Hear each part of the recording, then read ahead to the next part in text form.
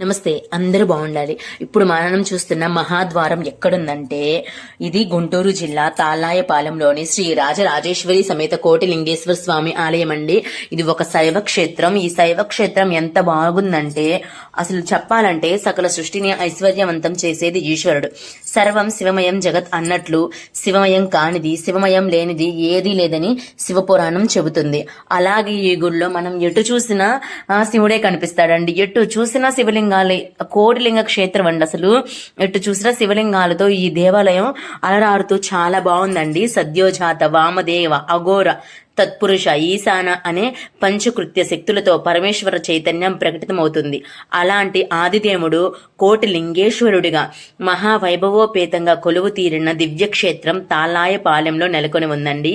ఈ ఆలయం చూడంగానే నాకు ఫస్ట్ బాగా అనిపించింది భరతమాత విగ్రహం అండి. ఫస్ట్ చాలా బాగా నచ్చేసింది. తర్వాత వాసుదేవుడి గుడి అండి. చాలా కొత్తగా అనిపించింది. వాసుదేవుడికి గుడి ఉందనగానే చాలా అంటే చాలా బాగుందండి. ఈ ఆలయం కూడా వాసుదేవుడు అండి. ఇప్పుడు మనం చూస్తున్న ఈయన చాలా కొత్తగా ఉంది కదా. వాసుదేవుని నేను ఫస్ట్ టైం చూస్తున్నాను.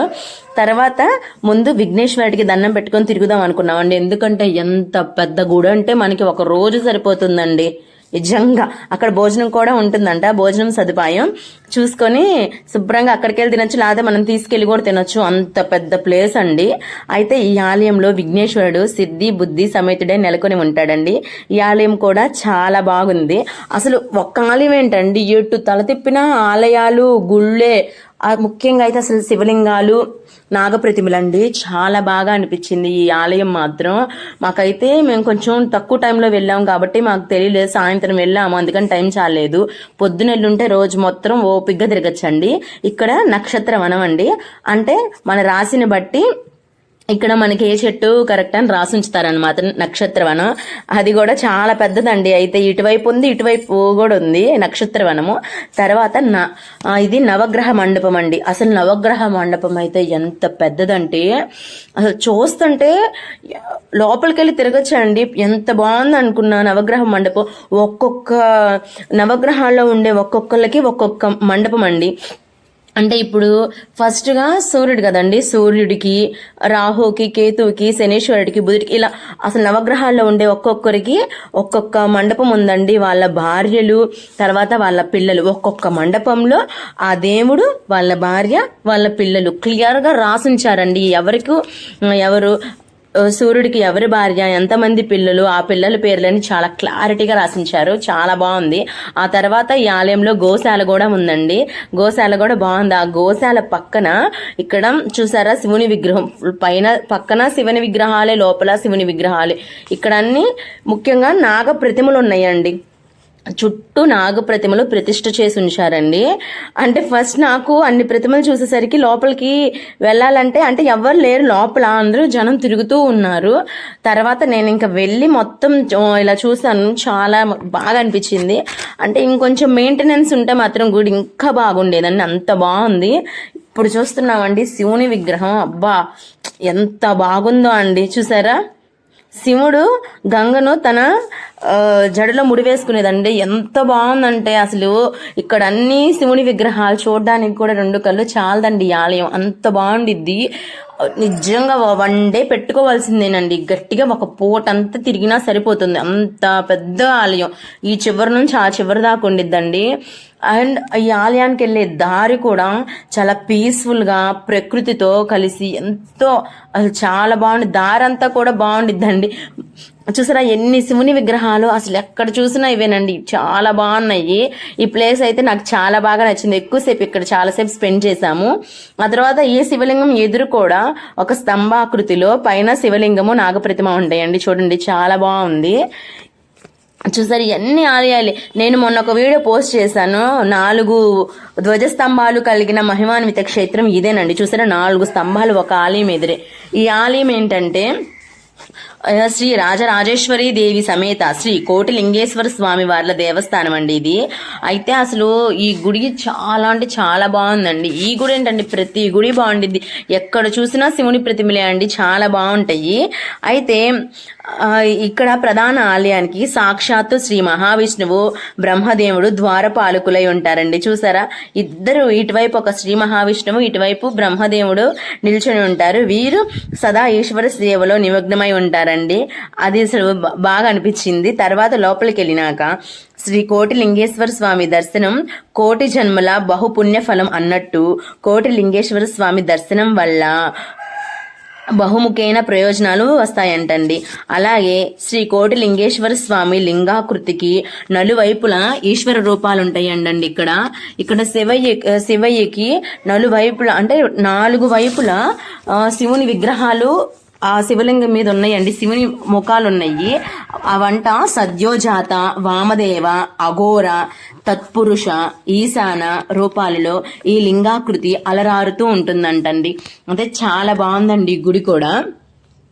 అయితే ఇక్కడ మెయిన్ ఏంటంటే ఇక్కడ కోటిలింగేశ్వర స్వామికి విశేషమైన పంచవర్ణ గోవుల గోమయం అంటే ఆవు పేడతో తయారు చేసిన పంచభస్మాలతో పంచబ్రహ్మో ఉపనిషత్ మంత్రాలతో అభిషేకం నిర్వహిస్తారంటండి. ఇదైతే నేను ఎక్కడా వినలేదు. నిజంగా పంచవర్ణ గోవుల గోమయంతో తయారు చేసిన పంచభస్మాలతో అభిషేకం అనేది నాకు చాలా కొత్తగా అనిపించిందండి.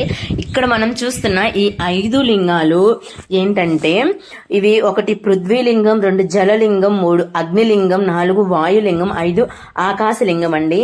ఇక్కడ ప్రతిష్ఠించిన 5 లింగాలు ఇలా మన పంచభూతాలకు ప్రతీకలండి. చూసారు ఇక్కడ నుంచి వ్యూ ఎంత బాగుందో. అసలు చుట్టూ చెట్లేనండి, ప్రకృతి అనమాట. అంటే పొలాల మధ్యలో ఈ శైవ క్షేత్రాన్ని నిర్మించారు. చూడండి ఇక్కడ నుంచి చూస్తుంటే చివరి దాకా కూడా దేవాలయం గోపురాలు కనిపిస్తున్నాయి అండి.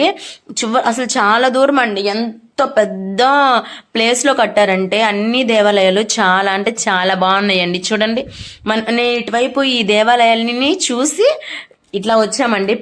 ఇది పైన ఉన్నవి ఈ పంచలింగాలు చూసారా, చాలా బాగున్నాయి. ఇక్కడ మనం లోపల చూస్తున్నామండి అమ్మవారి చుట్టూ 5 లింగాలు ఉన్నాయి. ఆ 5 లింగాలు పంచభూతాలకు ప్రతీకలు.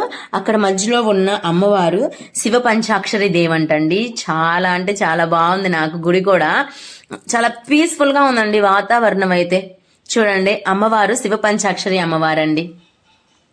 శివ పంచాక్షరి దేవి, పంచభూత లింగాలంట. చూసారు ఎంత బాగుందో. అమ్మవారు కూడా స్మైలీ ఫేస్ తో నాకు చాలా బాగా నచ్చింది. అయితే ధ్యానం చేసుకోవడానికి కానీ ప్రశాంతంగా కొద్దిసేపు కూర్చోడానికి కానీ ఈ ఆలయం చాలా బాగుందండి. ఇక్కడ మనం చూస్తుంది మిరపకాయల అమ్మవారండి. మిరపకాయల అమ్మవారి గురించి నేను ఒక వీడియో కూడా తీసి పోస్ట్ చేశాను. అంటే ఇక్కడ అమ్మవారికి మిరపకాయలతో యజ్ఞం చేస్తారని. చాలా బాగుందండి. అమ్మవారు కూడా నాకు బాగా నచ్చారు. చాలాసేపు కూర్చున్నాము. అమ్మవారికి చాలా ప్రత్యేకతలు ఉన్నాయండి. ఆ వీడియో ఒకసారి చూడండి.